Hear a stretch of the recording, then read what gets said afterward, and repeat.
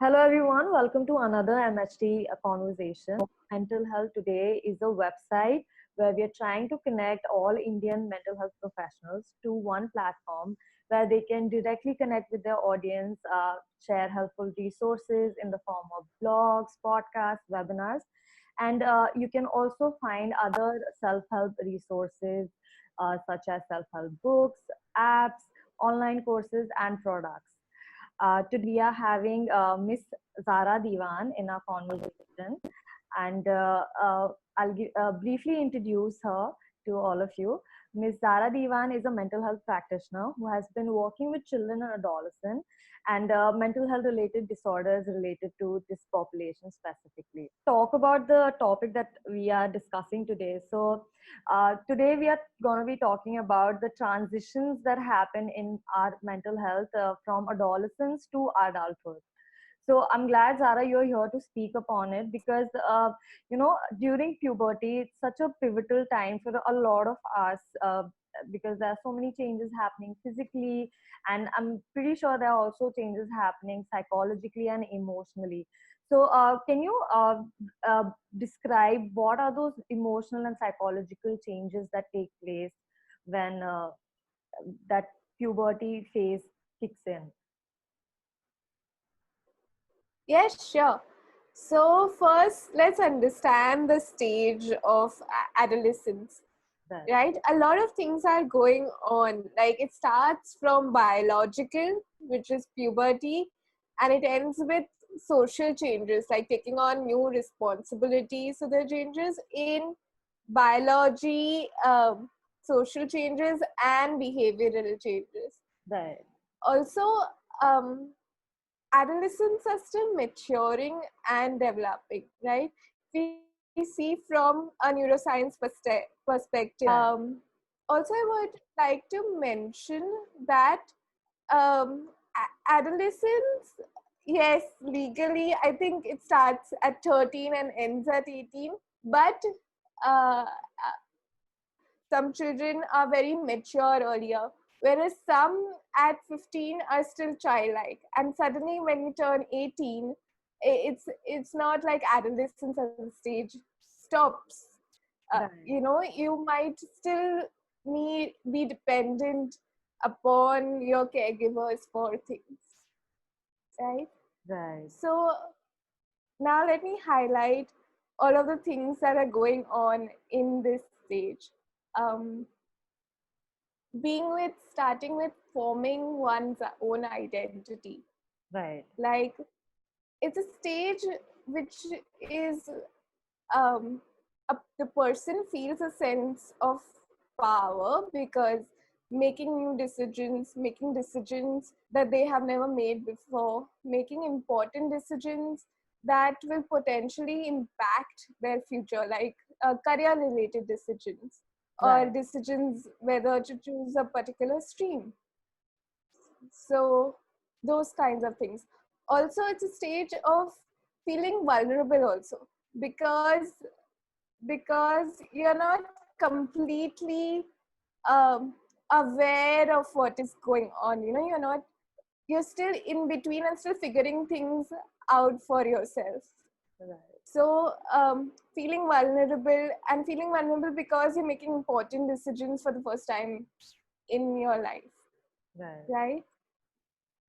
Also, it is a stage where the person of autonomy, Right. um, the person, yes. So it is a stage of autonomy where the person demands their own space. Mm-hmm. So family relations shift in this stage. The family redefines their roles. Like the parents say, okay, our child does not need us so much for everything. Might need assistance somewhere, but doesn't need to be monitored all the time. True. Uh, or the adolescents may demand more independence and independent uh, in activities that they can perform Mm. independently. Also, it's a stage where they develop their moral sense, because They Right. realize that they have opinions and those opinions are heard and matter. So they can have opinions about important things like religion or stuff, conduct or stuff like that. Um, Also, pure relationships, Yeah. uh, is incredibly important Yeah. at this stage, because like I had read a research where they say that adolescents are more fearful of social anxiety is the Right. highest in them. Also, they fear failure a lot. So you can see that pure relationships matter so much, whereas Yeah. young children fear separating from their parents, and adolescents fear being rejected by their peers. Right. Right. I think so. Also, That's I would like to, yeah. Yeah. Sure. yeah, I would like to add that it's also a stage where they're developing intimate relationships with Hmm. others, or they're discovering their sexual identity and Yeah. orientation, which means some individuals may find that they belong to a less common sexual identity, that they are homosexual, or some adolescents, because adolescence is a stage where people develop secondary sexual characters. So Right. if some individuals where their gender does not match the body, that might become even more distressing at Right. this period time. Right. I think so. That's very nicely put by you. Those changes that happen from childhood to adolescence. You know how the psychological uh, part plays in development. So, apart from these changes, I'm pretty sure adults, people, individuals at that age are struggling with all these changes. But apart from that, there are certain triggers also from the society. I mean, they for the first time, I think so, when somebody is facing peer pressure, is the first time that is exposed to them is during adolescence itself. And likewise, there's also something, body image becomes an issue during that age itself. I mean, it is again first triggered during that age.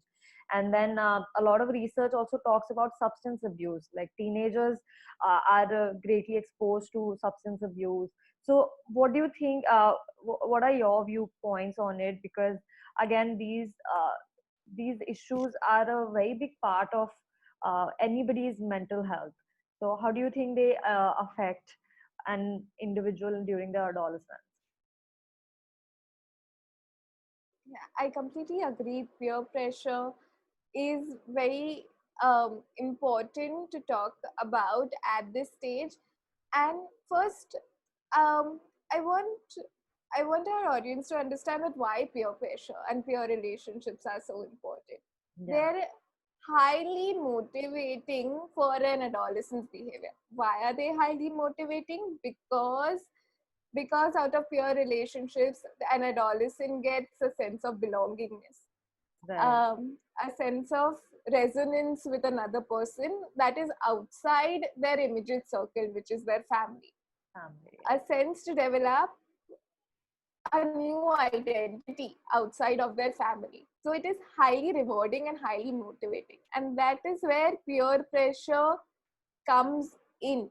That, this relationship is so motivating and rewarding to me. I need to conform to certain things Right. to be a part of this relationship, or to make this relationship with their peers stronger. Right. Okay. Um, in regards to having like substance abuse, yes, I agree. Substance abuse, compared to childhood, of course there's an increase in substance abuse because adolescents are socializing outside their house. And for that, um, I believe that schools should have training programs about how to say no when you're um, offered an alcoholic drink or Right. drugs. How to be assertive but yet not offensive. So you're still part of that group because Hmm. that relationship is important, but you're defining your boundaries. That, I stand by that. I do not want an alcoholic drink, or I do not want to do drugs. So that that training and Yeah. that saying no and setting your boundaries is very important to be taught at this stage. Right. Yeah. Yeah, I hope, schools take this into account, because I think so a lot of schools are now starting to take all these considerations into mind, and they have, some of the schools are having their mental health programs also going on. But yeah, I think so it's definitely needed during that age. Individuals are so vulnerable. Then if we move forward regarding the transition phase that happens during adolescence to adulthood, there's another factor which you pointed out earlier, about the socialization, the social life. Again, from the family circle, an individual is entering into the world on its own. So there is definitely some changes happening in their social life. How does one take that into account, adapt to that lifestyle, and make it better for themselves? Yeah, I completely agree. Socialization is very important. And it is important to us as human beings. Like, Right. innately, we have the ability to socialize with other people. It is important for our survival. When you look at our ancestors, that with Right. socialization, we were able to survive.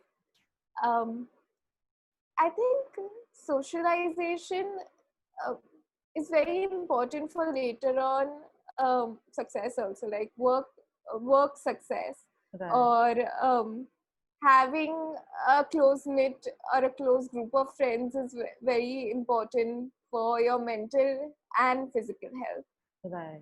So having that socialization, that connect, is very important. And parents play a huge role. Parents, caregivers, guardians play a huge Hmm. role in this, because it's the parents that encourage a child to go out, socialize, from little children to go to play dates or go to birthday parties, Right. um, to adolescents. I think maintaining that kind of social relationship with their friends, allowing them to kind of explore with their friends, Right. and that kind of socialization that they have in childhood is carries on to uh, adulthood.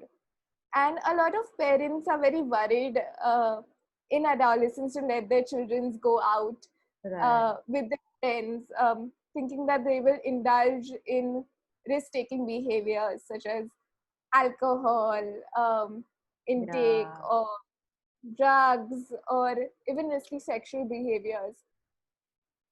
So I think for that, and parents and adolescents both need an open conversation, uh, that parents need to explain them that why that they do not endorse these behaviors, and Right. also have boundaries. So you can go out with your friends, you can have a fun time, but I do not endorse you drinking alcohol, or I do not endorse you taking drugs, because there are serious consequences about Yeah. acting this out.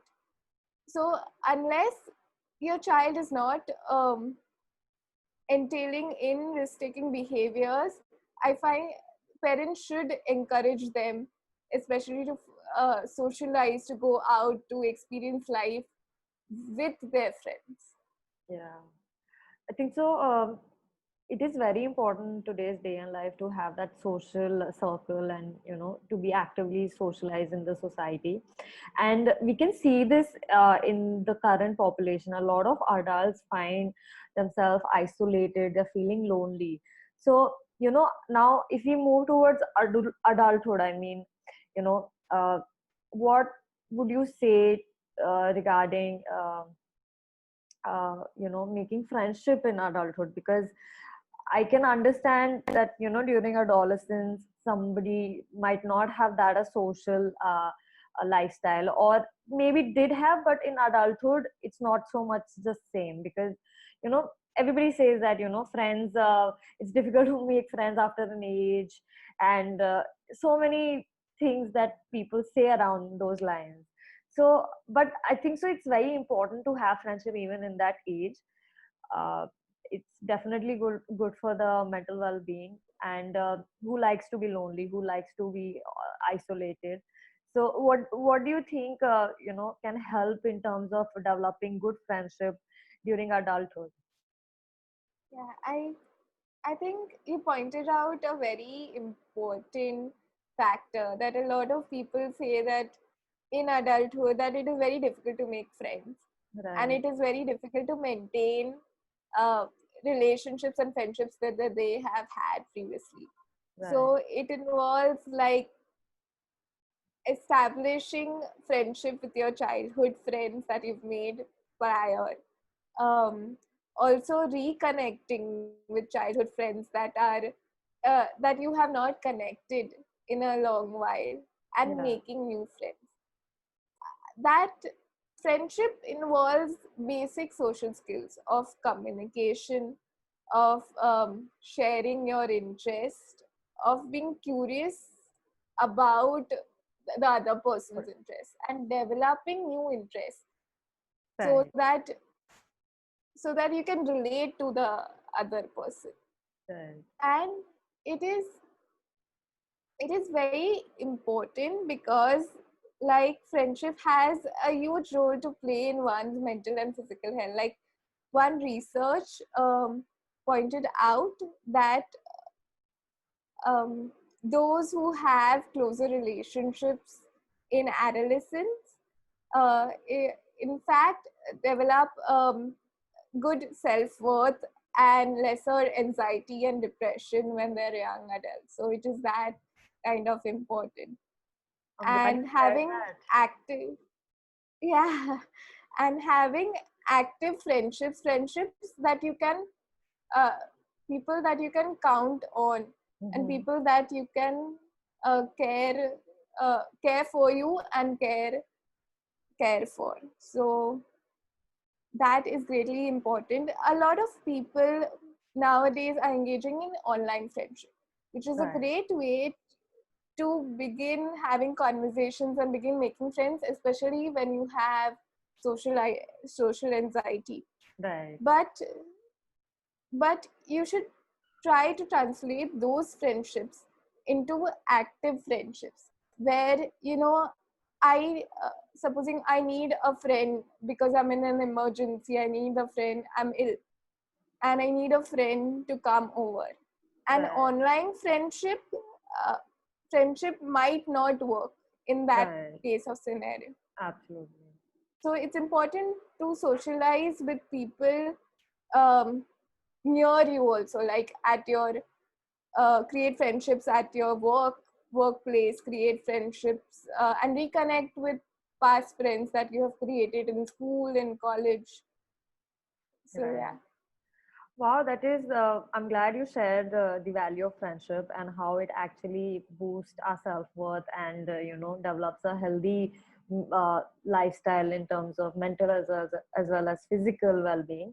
I'm very happy that you shared that. One last note that I want to take forward is that what are your advice in terms of coping strategies for this age population, for people who are uh, in the adulthood or in that process of entering adulthood or have just entered adolescence? What do you think are some coping strategies that can help them take care of themselves better? Okay. Coping strategies, especially right now during this pandemic, I think for everybody, whether it is a child, an adolescent, or an adult, a sense of purpose Right. helps. So for For children, it could be like helping the parent do dishes, Mm, or like setting up the dinner table. Or for adolescents, it can be greater responsibility, along with managing their own schedules, helping in housework, helping in banking work, joining youth forums. Right now, a lot of school children are doing great work for them, and creating Facebook posts and donations about migrant workers or other vulnerable populations. So having that sense of purpose gives everybody um, direction right. direction, and it gives them a sense of achievement. It increases their self-worth. um, Absolutely. Also, knowing that it is okay to feel anxious and uncertain, because we are living in uncertain times. Yeah, So knowing that it is okay, like I will get anxious sometimes because life is right now uncertain. And telling your children and adolescents that, also adjusting to the new normal, which is having online classes, having online education, um, and having a structure and a schedule is what I find helps most people. So having structure for productive work, that could be education related, homework, and having enough leisure time, also having time to play video games right, or exercise. Exercise, that is also important. So that are some of the ways that people can adjust to the current and cope with the current situation. right. Wonderful. I think so. These coping strategies are beneficial for everybody at any age. And I'm glad you shared these. Definitely, I hope, the people who have been listening to this video, they find this helpful. They found this, that they understand now that, this is definitely a difficult period. There are definitely so many transitions happening. And there will be, personal issues that one must be going through. Apart from that, there is definitely physical and psychologically, there are so many changes happening. So if somebody needs some personal help, Ms. Zahra Diwan is also available on MHT directly. You can directly contact them through the link provided in the video. And uh, thank you so much, Zara, for sharing your thoughts on this and explaining it to us how important this transition is and how one can accommodate uh, in a healthy way to these changes. Thank you so much for having me. I think it's a great job MHT is doing, spreading awareness about mental health. Thank you so much. Thank you so much for listening to this video. I hope you find it helpful. Don't forget to like, share, and subscribe to the MHT channel. And thank you so much, Zara. Thank you for having us.